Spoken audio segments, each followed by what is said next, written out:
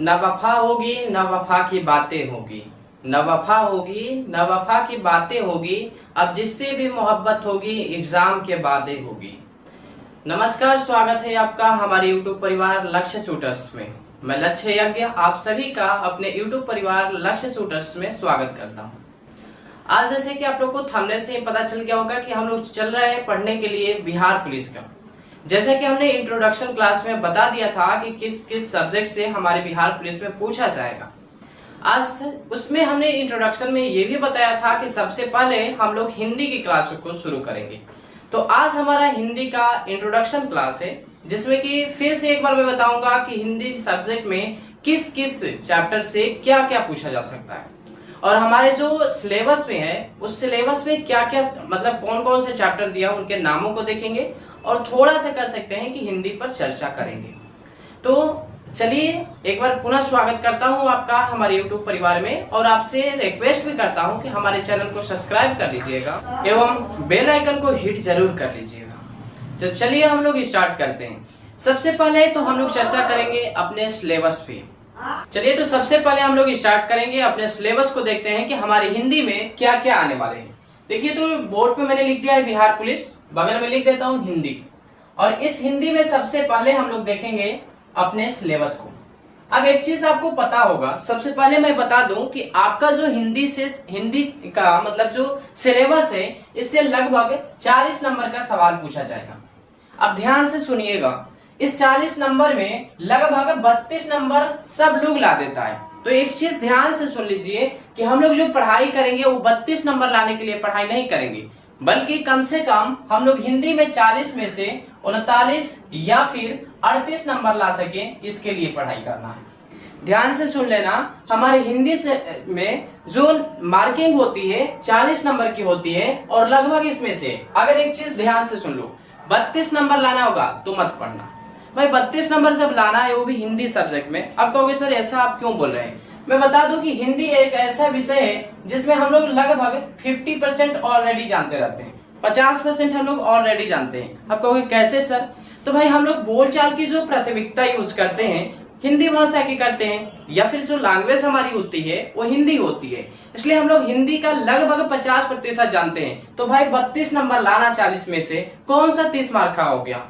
तो इसलिए मैंने कहा कि हम लोग जो पढ़ाई करेंगे लगभग 38 से 39 नंबर लाने के लिए करेंगे।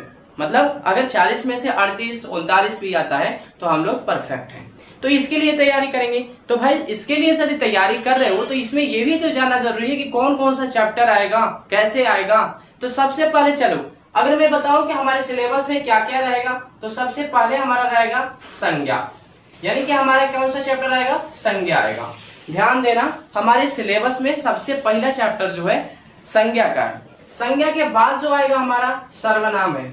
अब एक चीज को छोटे पर नहीं, यानी कि छोटे ही क्लास में ये सभी हम लोग क्या कर चुके हैं? ऑलरेडी पढ़ चुके हैं। अब इसीलिए मैंने क्या कहा आपसे कि भाई अगर हम लोग क्या करते हैं कि अगर मान लो कि 32 नंबर ही लाते हैं तो ये तो लानत की बात होगी, क्योंकि ऑलरेडी हम लोग क्या किए हैं? पढ़ चुके हैं।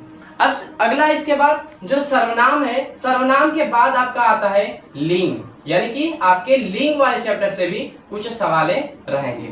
ठीक है, 3 हो गया। 3 के बाद मैंने कहा वचन, इसके बाद हमारा कौन सा आएगा? वचन। और वचन के बाद हमारा क्या आता है? काल। ध्यान देना, अभी मैं सिर्फ किस चीज के बारे में चर्चा कर रहा हूं, तो आपके हिंदी के सिलेबस में कौन कौन से चैप्टर आएंगे बिहार पुलिस में उस चीज पे चर्चा कर रहा हूं। तो काल हो गया।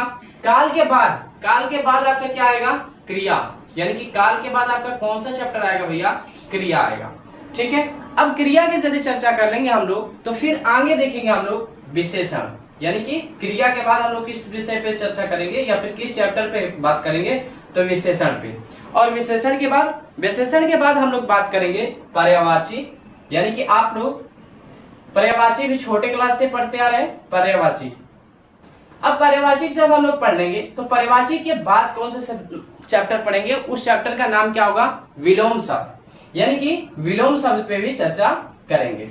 एक मिनट, विलोम शब्द।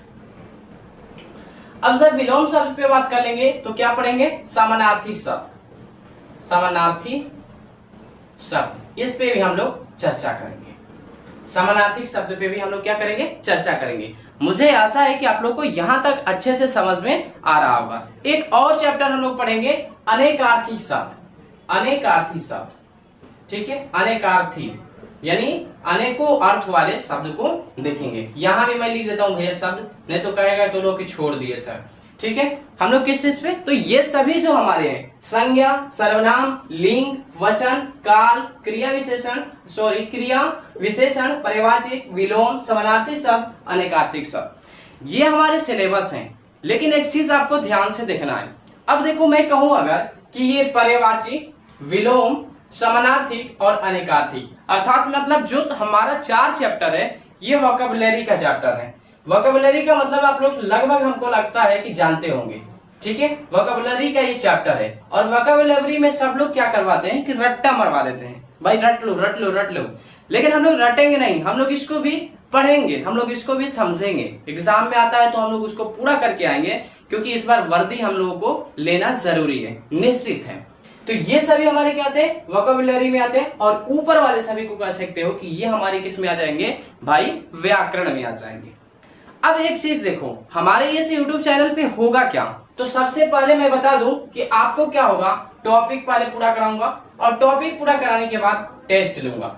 अगर आप लोग में ये लगता है कि विश्वास नहीं है कि मतलब करवा पाऊंगा या नहीं करवा पाऊंगा उम्र के हिसाब से, तो मैंने इस पे ऑलरेडी पहला वीडियोस बना दिया है कि मैं क्या क्या कर चुका हूं, उसको जरूर एक बार शायद देखें, देन इस पे आए। और आपसे रिक्वेस्ट रहेगा कि अगर आपको हमारा यूट्यूब चैनल अच्छा लगता है, वीडियोस अच्छी लगती है, तो चैनल में सब्सक्राइब जरूर कर लीजिएगा।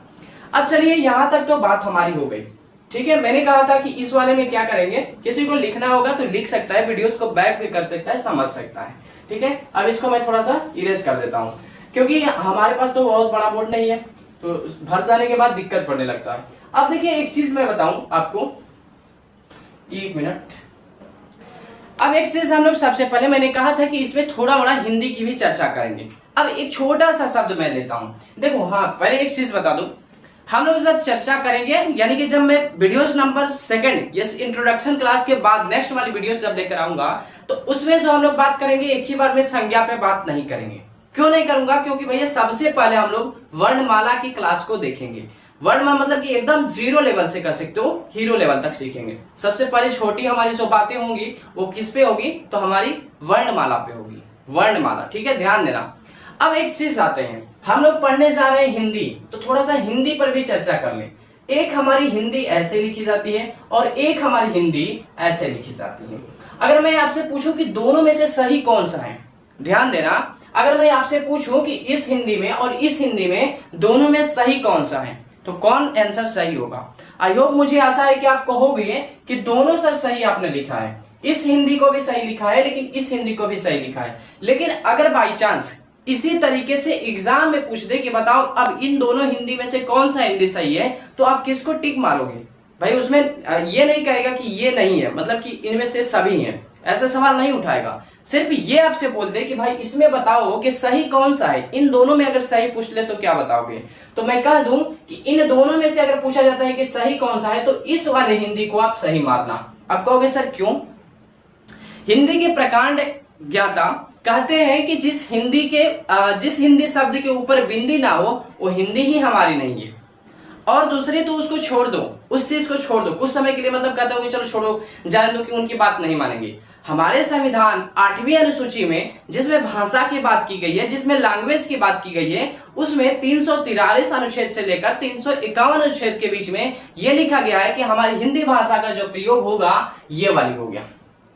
तो आई होप, मुझे आशा है कि आपको यहां तक समझ में आ गया होगा कि किस हिंदी को सही मानेंगे और किस बात को सही मानेंगे, ठीक है। अब दूसरा चीज देखिए, अब बाई चांस मान लीजिए ये मैंने संबंध लिखा, ध्यान से देखना, मैंने ऐसे एक संबंध लिख दिया, ठीक है, और एक संबंध ऐसे लिखा जाता है, संबंध, ठीक है, बंध। अब मैं कहूं कि भैया बताओ कौन सा सही है, तो क्या कहोगे, कह दोगे कि सर दोनों सही है, बिल्कुल दोनों भी सही है।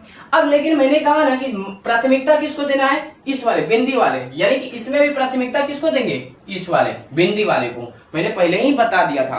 क्यों भैया, क्योंकि मैंने कहा ना कि अगर ऐसे अनुच्छेद के अनुसार या फिर संविधान के अनुसार देखा जाए तो भी हमारा हिंदी वो बिंदी वाला सही है, और हिंदी के प्रकार अगर ज्ञातों के रूप में देखा जाए तब पर भी मैंने कहा कि जिस हिंदी के ऊपर बिंदी नहीं वो हमारी हिंदी नहीं। ध्यान से सुनना, जिस हिंदी के ऊपर बिंदी नहीं वो हिंदी हमारी नहीं। अब तो समझ में आ गया कि भाई हिंदी का प्रयोग यही वाला काहे करेंगे। आई होप हमें विश्वास है कि आपको अच्छे से समझ में आ गया होगा। अब भैया सवाल उठता है कि ठीक है चलिए आपने यहां तक बता दिया, लेकिन जरा एक और चीज है, हिंदी किस भाषा का शब्द है? हिंदी हिंदी का शब्द नहीं है। हिंदी भाषा जो है, जो हिंदी मैंने लिखा है या फिर जो बोलते हैं, ये हिंदी किस भाषा का शब्द है? तो ये जो शब्द आता है फारसी भाषा का शब्द है। ध्यान से देखना, ये किस भाषा का शब्द है? आपका फारसी भाषा का शब्द है। अब कहोगे सर फारसी भाषा, लेकिन हिंदी का प्रयोग फारसी भाषा में किया क्यों गया? ये भी तो शब्द उठता है। तो मैं बता दूं कि सबसे पहले हमारे भारत पे आक्रमण करने वाले कौन थे? ईरानी थे। ध्यान देना, सबसे प्रथम बार हमारे भारत पे आक्रमण करने वाले कौन थे? ईरानी थे। और ये हमारे भारत पे किस रास्ते से आए थे? अगर ये पूछेंगे तो आपको बता दूं अफगानिस्तान और पाकिस्तान के रास्ते हमारे भारत में आए हुए थे।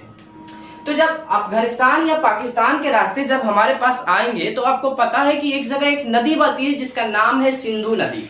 अभी भी वर्तमान में पाकिस्तान में सिंधु नदी बहती है, तो उस नदी का नाम जो है सिंधु है। लेकिन जब ये लोग कहाँ गए? इस सिंधु नदी के पास गए तो लोग रहते थे, हमारे भारत के भी लोग वहां पे रहते होंगे ना, क्योंकि अखंड भारत था उस टाइम में, पूरा भारत की बात हो रही है। तो भारत के जब लोग वहां पे रहते थे तो उनसे क्या कहा? उन लोगों ने पूछा, मतलब ईरानी जो आक्रमणकारी थे इन लोगों से पूछा कि भाई ये कौन सी नदी है? तो ये लोग बोले भैया ये नदी जो है सिंधु नदी है। ठीक है, यहाँ पे सिंधी लिख दिया, सिंधु, सॉरी माफ करिएगा। अब ये लोग जो बोले कहे कि सिंधु नदी है, लेकिन जो फारसी शब्द है या फिर फारस के जो लोग हैं, सॉरी ईरान के जो लोग हैं, वो सब बोलते नहीं थे। ध्यान देना, जो फारस के लोग थे, सॉरी जो ईरान के लोग थे, जो आक्रमणकारी थे, वो कभी सब बोलबे नहीं करता था। तो जब इसने सुना कि ये कह रहे सिंधु नदी, तो कैसा अच्छा हिंदू हिंदू हिंदू हिंदू नदी। अब इन लोगों ने क्या किया कि सिंधु को डायरेक्ट बदल दिया हिंदू में। तो अगर आपसे एक और चीज आता है, अगर कोई पूछे हिंदू, हिंदुस्तान, हिंदी, ये सभी भाषाएं किस ये शब्द जो है किस भाषा के रूप हैं, तो डायरेक्ट आप कहना कि ये सभी, चाहे हिंदू हो, चाहे हिंदुस्तान हो, चाहे हिंदी हो, ये सभी हमारे किस रूप के हैं? तो आप सिंपल कहना कि भैया ये सभी हमारे ईरानी भाषा है, या फिर कह सकते हो कि ये सभी हमारे फारसी शब्द की लैंग्वेज है। ठीक है, यहाँ तक मतलब आपको लगभग समझ में आ गया होगा। हमने कहा हिंदू, हिंदुस्तान या फिर हिंदी, ये सभी जो है फारसी शब्द हैं। ठीक है, आशा करता हूँ कि आप लोग को यहाँ तक समझ में आ गया होगा। अब देखिए हिंदी का जो कह सकते हो, हिंदी भाषा की आदि जननी किसे कहा जाता है? ध्यान से सुनना, मैंने प्रश्न किया कि हिंदी भाषा की आदि जननी किसे कहा जाता है, बट आप लोग कुछ इसमें से होंगे कि कह देंगे डायरेक्टली सर प्राकृत या पाली। लेकिन ध्यान से सुनना, मेरा प्रश्न था कि हिंदी भाषा के आदि मतलब जननी किसे कहा जाता है। अगर मैं कहूं आदि जननी, तो आदि का मतलब होता है शुरुआती वाली। तो हिंदी भाषा की जो शुरुआती भाषा है या फिर मतलब शुरुआती जो जननी है, कहां से ये निकली है हिंदी? तो हिंदी निकली है संस्कृत भाषा से। किस भाषा से हिंदी आई है? संस्कृत भाषा से। अब यही संस्कृत क्या हो जाता है? दो पार्ट में डिवाइड हो जाता है। कौन कौन से संस्कृत? एक तो हो जाता है वैदिक संस्कृत। ध्यान देना, एक हमारे पास कौन से हो जाते हैं? वैदिक संस्कृत, और एक हमारे पास हो जाते हैं लौकिक संस्कृत। अब कहोगे सर ये लौकिक क्या है? वैदिक तो समझ में आ रहा है, बट लौकिक समझ में आपकी भाषा में नहीं आया। बाबू, वैदिक का मतलब होता है जिसमें वेद आता है, जबकि लौकिक का मतलब होता है जो जनता बोलती है, जो लोग बोलते हैं, उस भाषा को हम लोग लौकिक भाषा कहते हैं। अब ये जो समाज में बोलचाल की भाषा थी उसको लौकिक कहा जाता था। तो इसी समाज में ही क्या आया? सबसे पहले आया पाली, पाली के बाद आया हमारा प्राकृत, क्या नाम था? प्रकृत। ठीक है, पाली, पाली के बाद क्या आ गया? प्रकृत, और प्रकृत के बाद आया अपभ्रंश, और उसके बाद ही हमारा क्या होता है? हिंदी हो जाता है। एक और अच्छा चीज बताता हूं, अगर आप लोग नोट्स करना चाहे तो नोट्स कर सकते हैं, अन्यथा छोड़ भी सकते हैं। ध्यान से सुन लेना। सीख एक और चीज बता दूं कि जो हमारी हिंदी भाषा है, चाहे वो कोई भी भाषा हो, दिन प्रतिदिन क्या होती जाती है? उसमें कुछ ना कुछ कंटिन्यू बदलाव आते रहते हैं। जैसे एक मनुष्य को आप लोग देखते हो कि डेली कुछ ना कुछ उसके अंदर परिवर्तन आता है। जस्ट लाइक अ लैंग्वेज, हर रोज कुछ ना कुछ उसमें भाषा में चेंजिंग आती रहती है। आई होप, मुझे आशा है कि आप लोगों को यहाँ तक बहुत ही वीडियोस मेरी अच्छी लगी होगी और लगभग मेरी वीडियोस यूजफुल होगी। तो हमारा आज का जो टॉपिक था, जैसे कि मैंने कहा था कि सबसे पहले मैं आपको सिलेबस बताऊंगा, सिलेबस के बाद मैं इन लोगों पे चर्चा करूंगा, तो मैंने चर्चा कर दिया। आई होप, मुझे आशा है कि आप लोगों को अच्छा भी लगा होगा। अगर अच्छा लगता है हमारे वीडियोस को लाइक कर देना और हमारे चैनल को सब्सक्राइब जरूर कर देना। मिलते हैं एक नेक्स्ट वीडियोस में नेक्स्ट टॉपिक के साथ। तब तक के लिए जय हिंद, जय भारत, जय बिहार।